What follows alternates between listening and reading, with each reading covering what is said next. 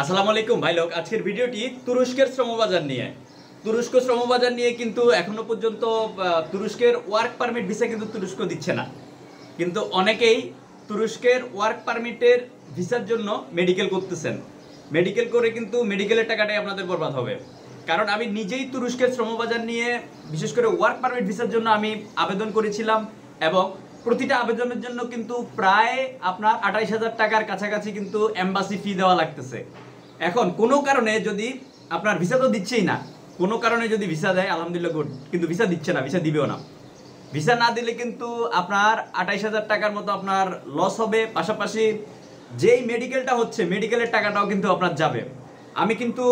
আমি কিন্তু চেষ্টা করেছিলাম, ভিসা হয় নাই, ভিসা দেয় নাই। তবে আমাকে যারা বিলিভ করেছেন আপনারা, আমি কারো কাছ থেকে এম্বাসি ফি কেটে রাখি নাই এবং কারো কাছ থেকে কাউকে দিয়ে আমি মেডিকেল বাণিজ্য করি নাই। কারণ তুরস্কের ভিসার জন্য মেডিকেল প্রয়োজন পড়ে না, সেজন্য আমি কাউকে দিয়ে মেডিকেল করাই নাই।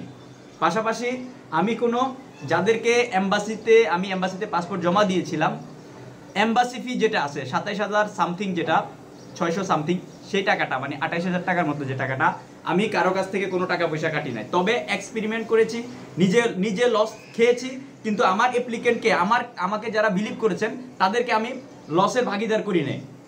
তবে খুব কষ্ট লাগে, অনেকেই আপনার যখন আমার ভিডিওর নিচে কমেন্ট করেন, ভাই খুব তো তুরস্কের জন্য চিল্লাইলেন, তুরস্কের ভিসা কই? ভাই আমাকে যারা বিলিভ করেছিলেন, আমি নিজে বিনাশ হয়ে গেছি, কিন্তু আমার কোনো ক্লায়েন্টকে আমি ক্ষতিগ্রস্ত করি নাই। এ হচ্ছে কথা। আমি কিছু ক্লায়েন্ট যারা আমাকে সময় দিয়েছেন তাদেরকে আমি অন্য দেশে মুভ করেছি, যারা সময় দেন নাই বা বলছেন যে যাব না বা অন্য মাধ্যমে যাব, আমি কিন্তু তাদেরকে টাকা পয়সা দিয়ে দিয়েছি। তো তুরস্কের শ্রমবাজারটা আমি ইউসুফ আমি টাকা ফেরত দিয়েছি। আমি কোনো আপনার মেডিকেল বাণিজ্য করিনি, কিন্তু সব এজেন্সি কিন্তু আমি ইউসুফের মতো না, সবাই কিন্তু সেটা করবে না।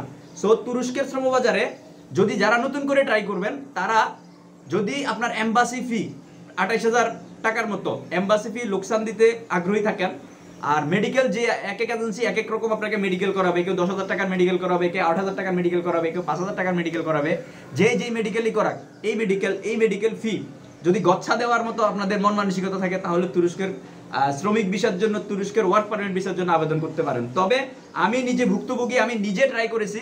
তুরস্ক ওয়ার্ক পারমিট ভিসা দিচ্ছে না, তুরস্ক ভিসা দিচ্ছে স্টিকার ভিসা দিচ্ছে না, তুরস্ক ভিসা দিচ্ছে B1 B2 category visit visa দিচ্ছে। আর ভিজিট ভিসার জন্য কিন্তু সবাই ভিজিট ভিসার জন্য আবেদন করতে পারবেন না। যে কেউ আবেদন করলে ভিজিট ভিসা দিয়ে দিবে, কিন্তু আপনি বাংলাদেশ এয়ারপোর্ট কন্ট্যাক্ট করে অ্যাপ্লাই করবেন, আপনাকে ইস্তাম্বুল থেকে আপনাকে ফেরত পাঠানোর পসিবিলিটি থাকে। সো ভিজিট ভিসা পেলেই যে ভিজিট ভিসা আপনি 1 দিন 2 দিন 3 দিনের মাথায় পেয়ে যাবেন, কিন্তু ভিজিট ভিসা পেয়ে গেলেই যে আপনি 100% তুরস্কে ঢুকতে পারবেন তার নিশ্চয়তা কিন্তু নাই। তো তুরস্কের শ্রমবাজার নিয়ে আমার অতটুকুই কথা বলা ভাই, সব কথা ভিডিওতে খোলাখুলি বলা যাবে না, কারণ মাটিতে বাড়ি দিলে গুনাহগার খেপে যাবে।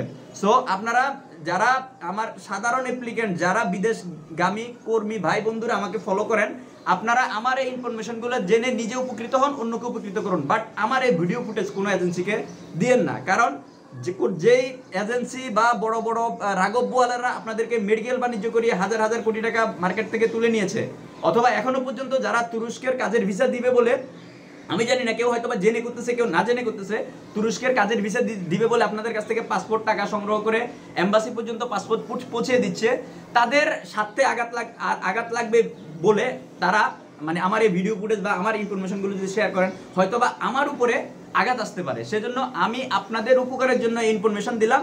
যারা তুরস্কের শ্রমবাজারে নতুন করে পাসপোর্ট ঢুকাইতে যাচ্ছেন, তারা সতর্ক হয়ে যাবেন। কিন্তু আমার এই ভিডিও ফুটেজটা অন্য কোনো রাঘব বোয়ালের হাতে দিয়ে আমাকে বিপদে ফেললেন না, কারণ আমি তথ্য দিয়ে আপনাদের সহযোগিতা করতেছি, যেন অন্য কোনো বিদেশগামী কর্মী ভাই যেন ভুল সময়ে ভুল দেশের জন্য ট্রাই করে যেন প্রতারিত না হন, সময় বরবাদ না করেন।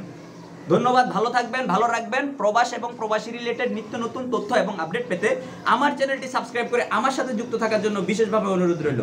আসসালামু আলাইকুম রহমতুল্লাহি ওয়া বারাকাতুহু।